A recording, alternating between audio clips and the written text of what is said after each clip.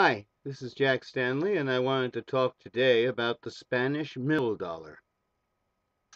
Now, not many people really know about the Spanish mill dollar, but it's a very, very important part of our history. Very important part of the history of the world, as a matter of fact. The Spanish mill dollar, which is also listed under the term of a piece of eight or 8 reals, um, has been around for many, many years, and not anymore, of course, but in much of the 19th century, the 18th, 17th, 16th, all were dominated by the Spanish mill dollar. This is an example of one. Try to get it in the light here so you can see it.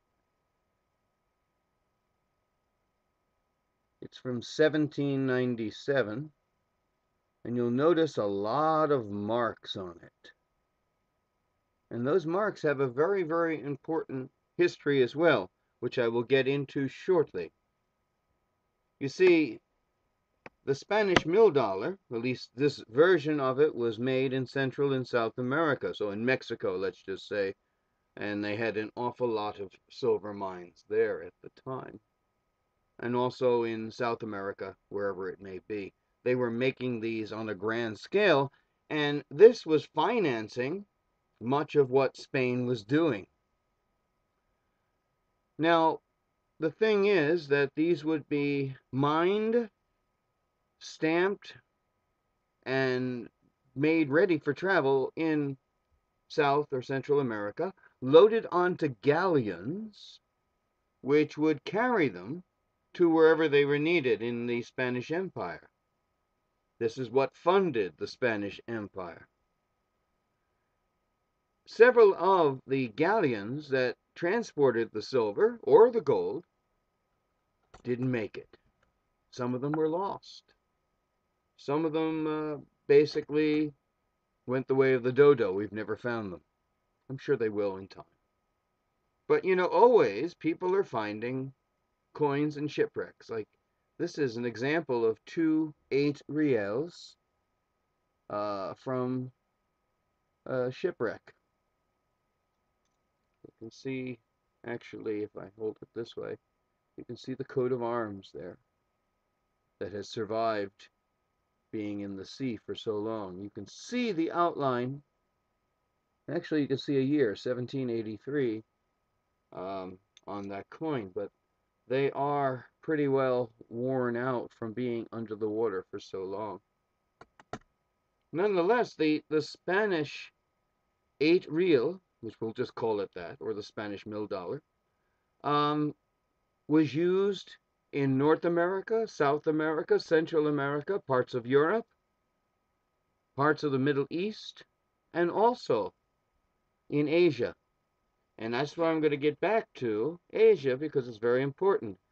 In Asia, when these coins circulated, which they were all over Asia, because various ships would be carrying the coins, that each merchant, to prove that it was silver, would put their personal stamp on the coin. These stamps, these marks on these Spanish mill dollars, are called chop marks. They were done in Asia. And so it's a very interesting thing. You can know that this coin obviously traversed the world many times over, it appears, because it was hit by lots of chop marks. It was made in Mexico, most probably went to Spain, probably traveled around Europe, probably sailed on a ship, made it to Asia, maybe spent many years in Asia, and eventually worked its way back. So it's kind of an interesting thing to see. Now, another thing about the Spanish mill dollar that's very, very important is it was the currency for many countries. In fact, it was legal tender in the United States until 1856. The American Revolution, much of it was paid for in Spanish mill dollars. But there's something else about this. This is 8 reals, as I mentioned.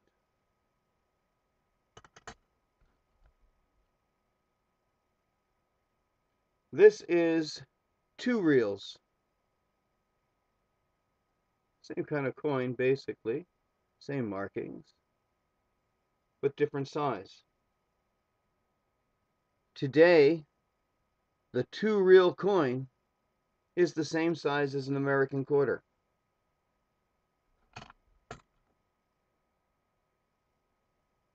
The 8 real coin is the same size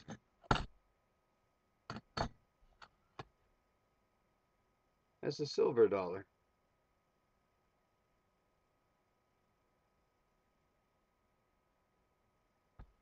This type, and of course even, earlier, which is the same, the Morgan.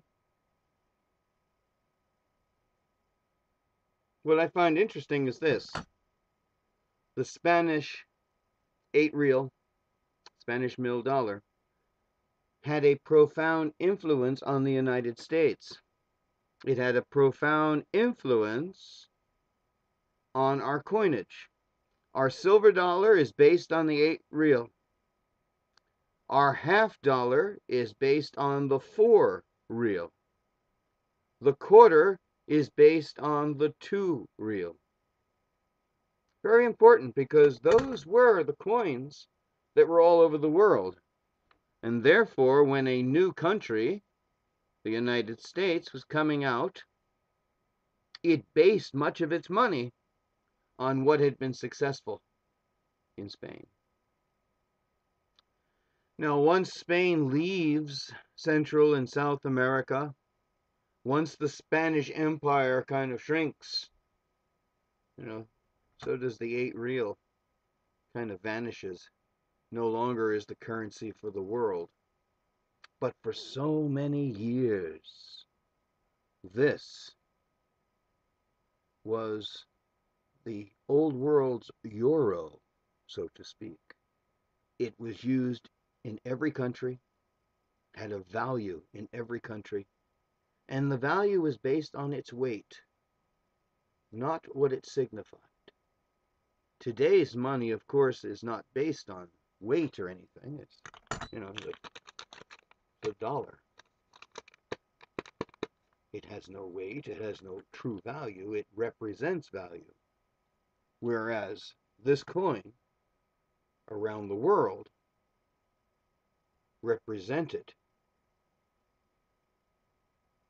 the monarchy of Spain, and it was made of the silver of the value of the coin. So it's just kind of an interesting thing to see that much of the world was powered by this coin, and that the United States learned and derived much of its coinage emulating the Spanish mill dollar, a coin that was in use from the east to the west and was responsible for financing much of the world.